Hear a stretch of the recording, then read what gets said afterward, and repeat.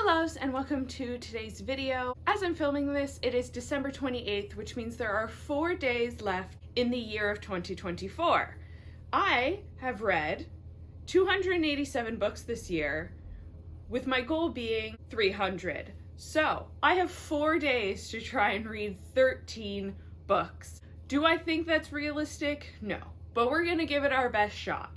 So I'll be taking you along as I spend 4 days reading as much as I possibly can. To start, I'm going to be reading Model Home by Rivers Solomon. This is just the one that I'm currently in the progress of reading. I started it a few days ago. I'm about halfway through so far, and it is like a haunted house story, but also really reflecting on identity politics, as the main character is gender non-conforming and gender fluid. None of those terms have been used, but that's kind of how I'm interpreting their identity. There also were a Black person growing up in a predominantly rich white neighborhood and had very high expectations from their parents on representing the family well. That's all going on, but also the house that they lived in was haunted and maybe killed their parents. So we are currently at a point in the book where they're getting the siblings together and the family together for a funeral. Also, the daughter of the main character, Esri, is the main character. There's Emmanuel and Eve, who are the sisters, and then Elijah's the daughter of Esri. The daughter is also being like rebellious and sneaking out to meet up with someone that they started messaging on the internet, which that just happened in the last chapter. Don't know where they're going with that. I am hoping to finish this and 2 other books today, so let's get reading. Okay, I don't know how I'm feeling about this so far. I'm 176 pages out of 280-ish. I thought this was going to be a haunted house story. I was expecting horror.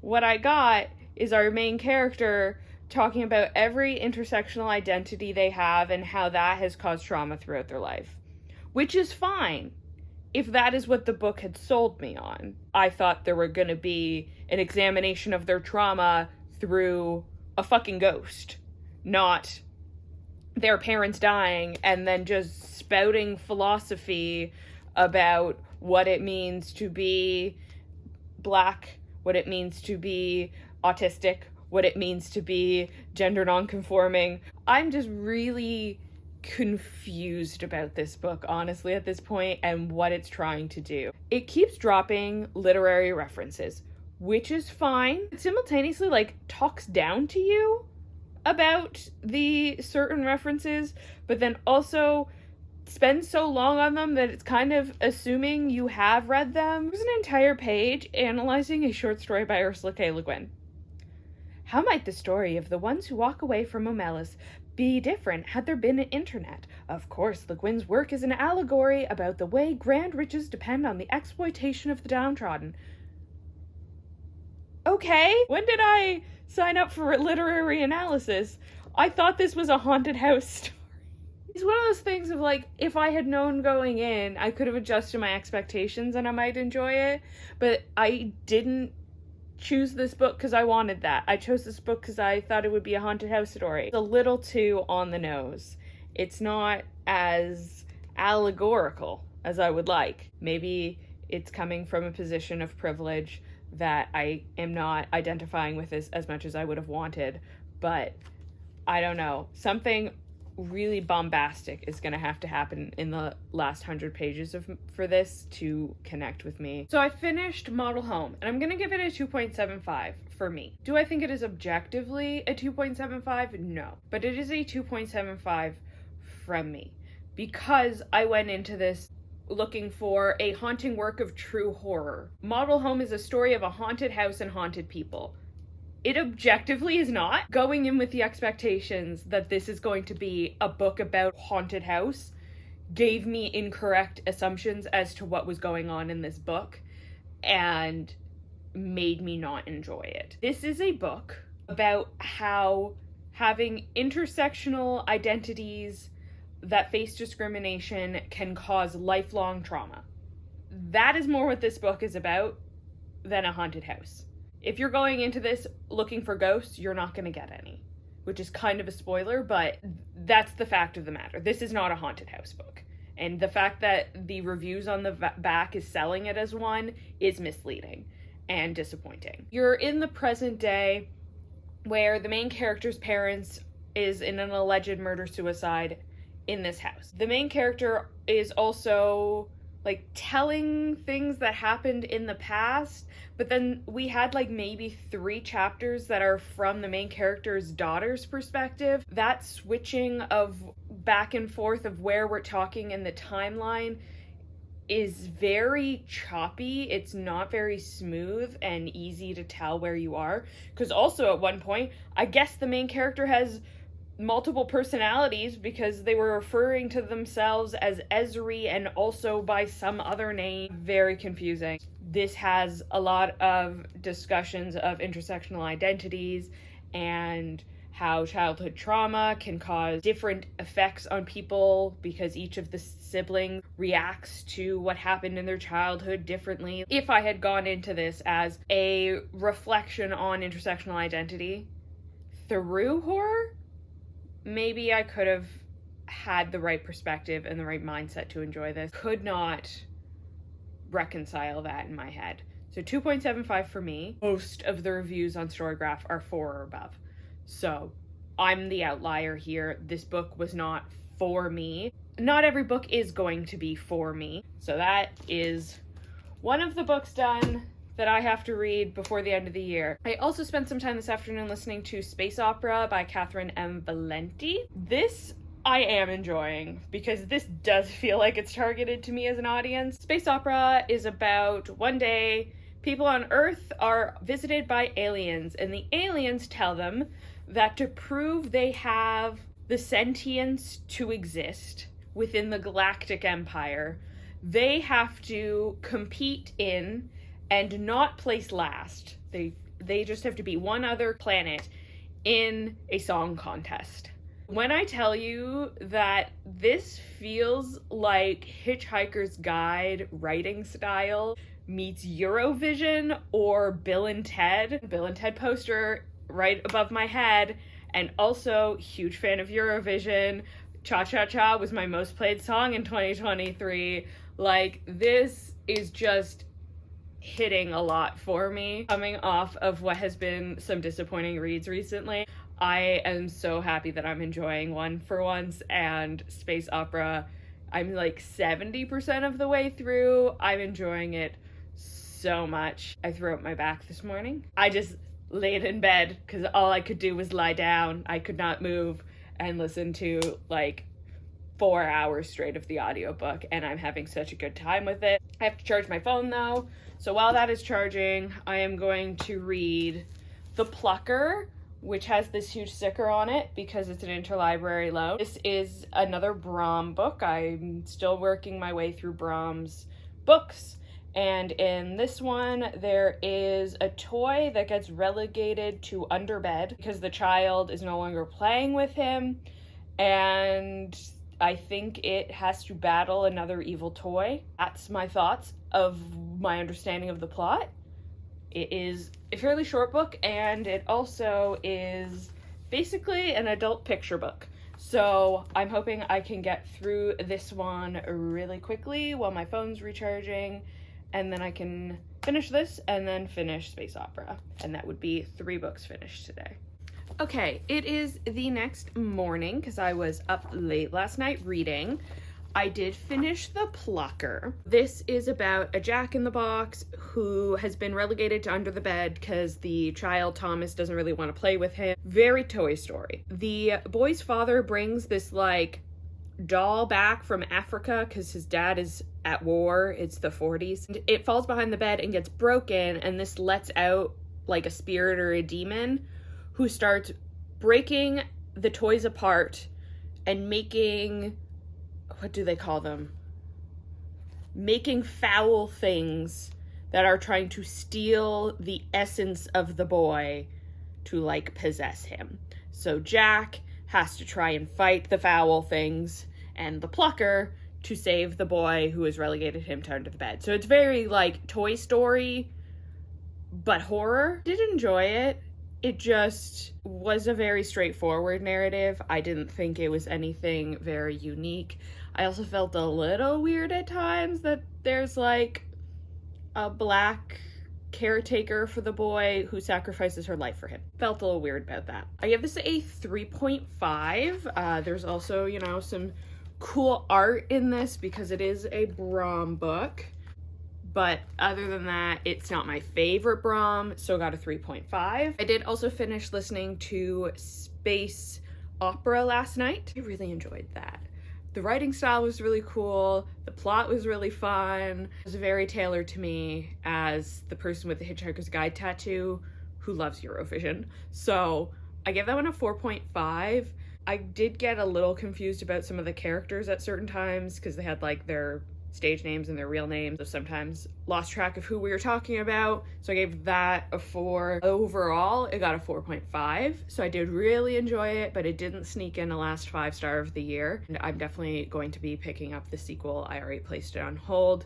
I'm looking forward to that. For today, I am going to be physically reading 13 Ways of Looking at a Fat Girl by Mona Awad. This is one of the shortest books I have on my physical TBR right now. I'm trying to pick off some of my physical TBR because we did not do great on our goal of not buying extra books this year.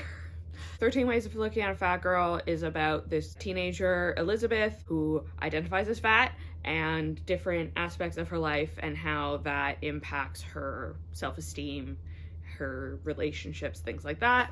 I'm gonna physically read this, and then times when I have audiobooks, like when I'm eating or need to take a break from physically reading, I'm going to be reading Wordslut by Amanda Montell. Wordslut by Amanda Montell is a nonfiction book about the way that language is gendered and used to look down upon women and how we can change those things to be more gender neutral. So for example, using y'all instead of you guys. I've read a couple other Amanda Montells. I'm kind of so-so on her, but I am interested at least to see what this book is all about. So that's the plan for today. Hopefully I can finish these 2 plus 1 more. What that 3rd one is will depend on how much time I have left in the day, and I'll keep you updated. I have finished 13 Ways of Looking at a Fat Girl by Mona Awad.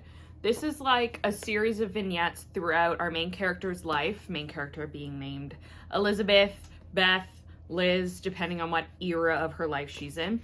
So she starts as an overweight teenager with her first forays into sexuality and trying to find herself attractive. And then we follow her into adulthood where she has lost the weight and becomes very obsessive about not gaining it back at the expense of her enjoyment and happiness in life. This got a 3.5 from me.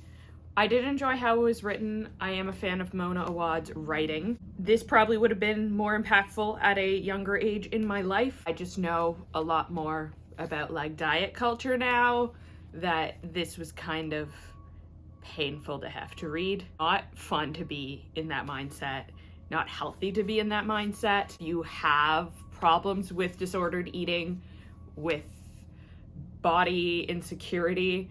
This is not going to be a fun read. That's basically how I feel about this because of how focused this series of vignettes was on that. I have also been listening to Wordslut by Amanda Montell. I'm like 70-ish% of the way through that. It is very focused on the gender of language, how in different languages different things are gendered differently, how a lot of the swear words that we use are particularly gendered in the negative way towards women, how some words that were not originally derogatory became derogatory as they became more increasingly associated with women. Not really anything I haven't seen before on Tumblr, really. Very kind of surface level, but it is backed up with studies, so I do enjoy that aspect of it. I am gonna finish Wordslut while I eat some lunch. I'll give you some more updates soon.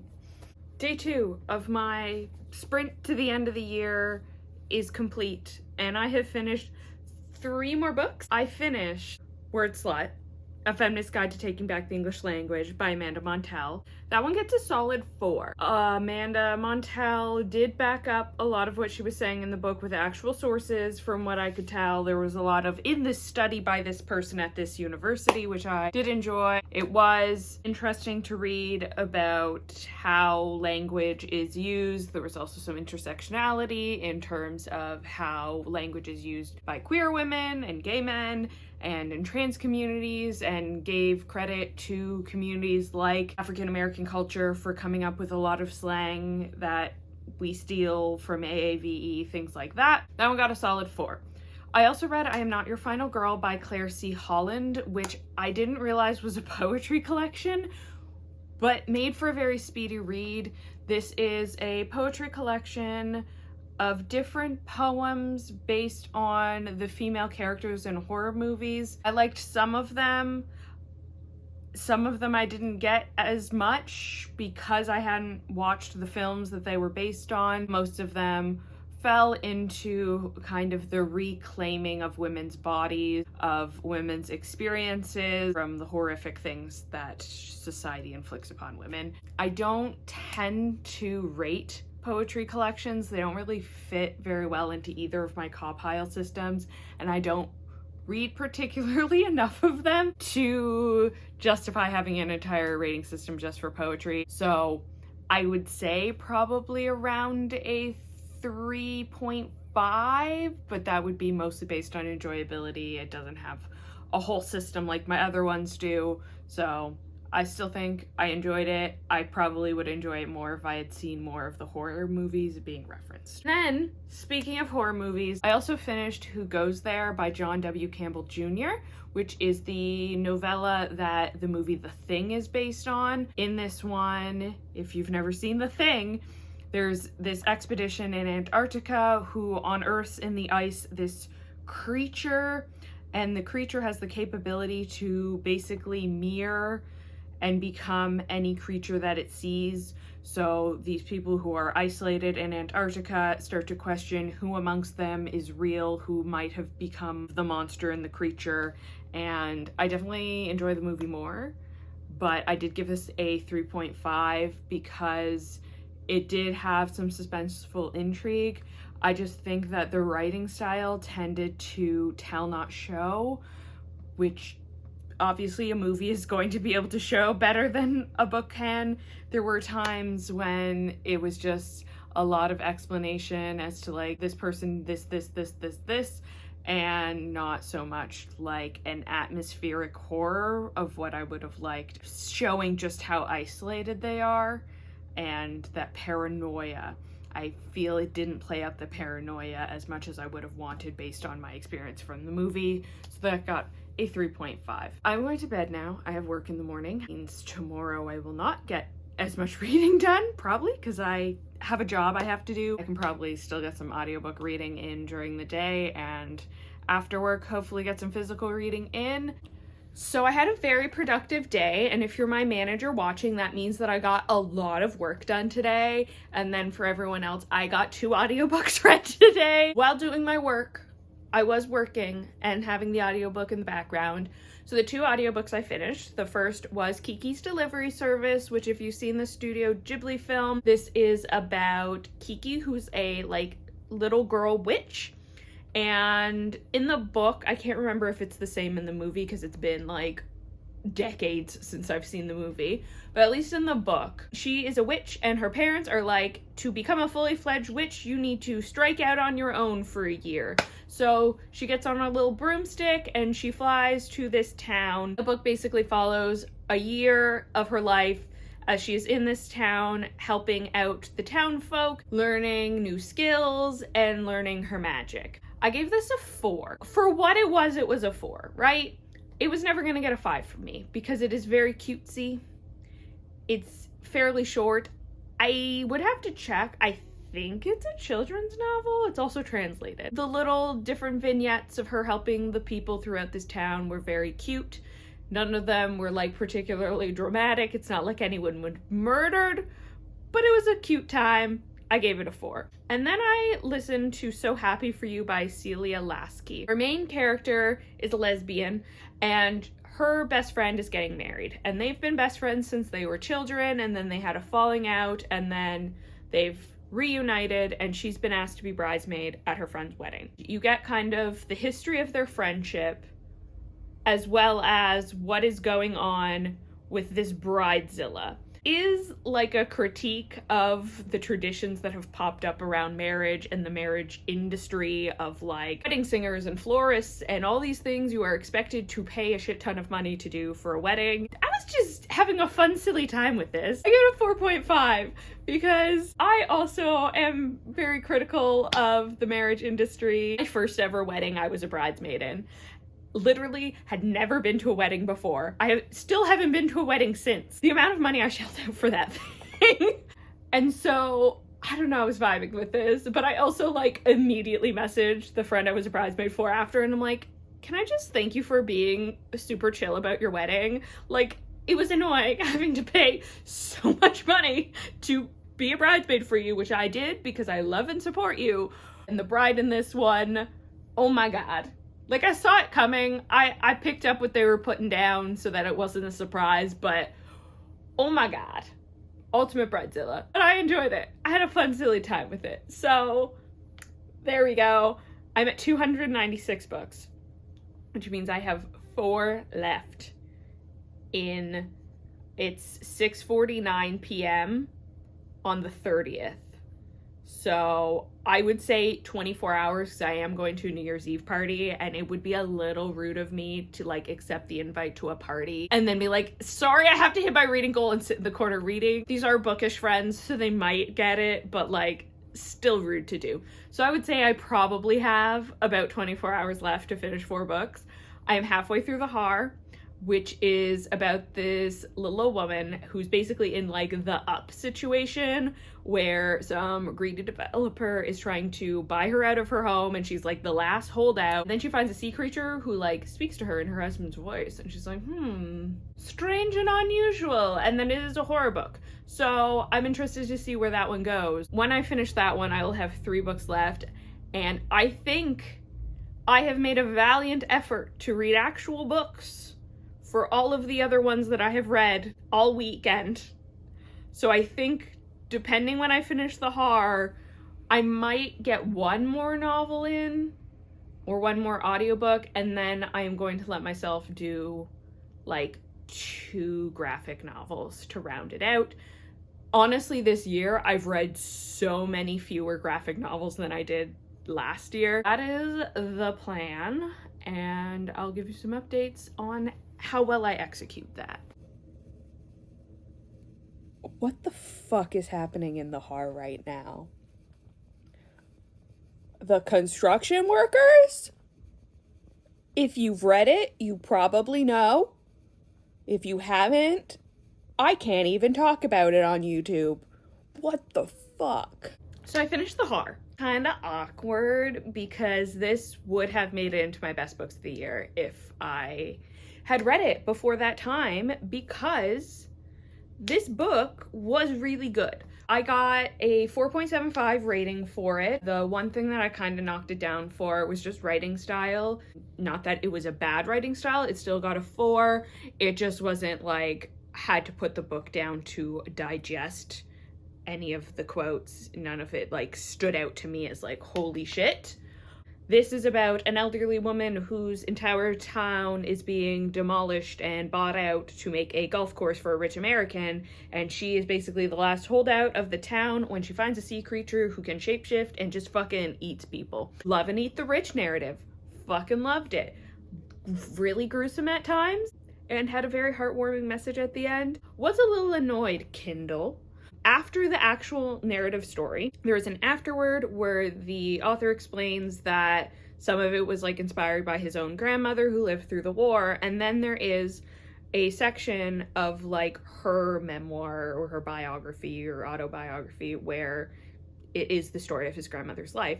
And Kindle was like, oh, the book's over at the afterword. And I'm like, there's still like 10 more pages left. So a little rude. I guess a lot of people stop reading it there, which I think rude.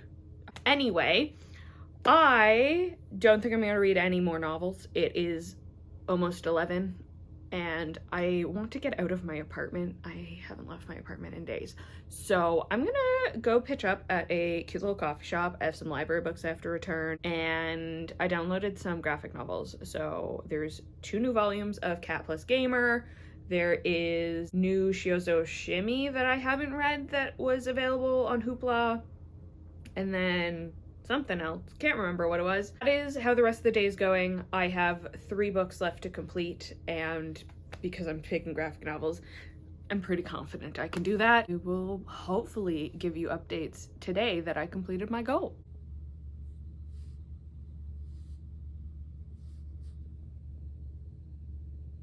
Okay, it is no longer New Year's Eve, and it is also not even New Year's Day, because slumber party vibes. I got 2 hours of sleep on New Year's Eve and then got home at like 5 p.m. because the girlies love to talk, and passed out for 11 hours.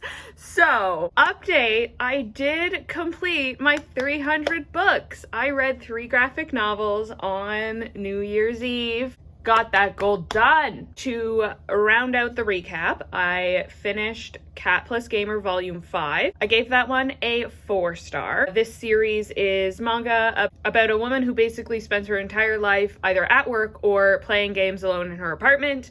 And then one day she ends up adopting a cat, and it's kind of her navigating new pet ownership through video gaming metaphors. And I don't have a cat. I am allergic to them, unfortunately, but I do love them from a distance and also love gaming, so that one I really enjoy as a series. In volume 5, I think we were focusing on her adapting to having 2 kittens and how those 2 kittens interact with each other. Then after that, I read first volume of The Happiness by Shoujo Shimmy. It's when I gave it 3. I enjoyed the first half of Blood on the Tracks, and then it kind of fell off for me, and I really appreciate Shoujo Shimmy's art style. The plots, though, I probably will not continue with Happiness, because it's about this like high school kid who is bitten by a vampire one night and turns into a vampire, but seems like weirdly into smelling women's parts. Not really interested to proceed from here, so probably gonna call it at my 1 volume. And then I finished volume 6 of Cat Plus Gamer, which funnily enough involved a volume about New Year's Eve. So that was kind of a fun coincidence, and that one also got a 4. I do really enjoy this series. It's something kind of light and fun to read when I need something cozy, so highly recommend the Cat Plus Gamer series if you like cats and gaming. And that was the round out of the 300 that I read in 2024. Stay tuned to see what my reading goals are for 2025. If you made it to the end of this video, thank you so much for watching, and I hope you enjoyed your New Year's and holiday season. You know in the comments down below what the last book you finished in 2024 was, or leave the party popper emoji. Happy New Year. Thank you so much for watching, and have a great day.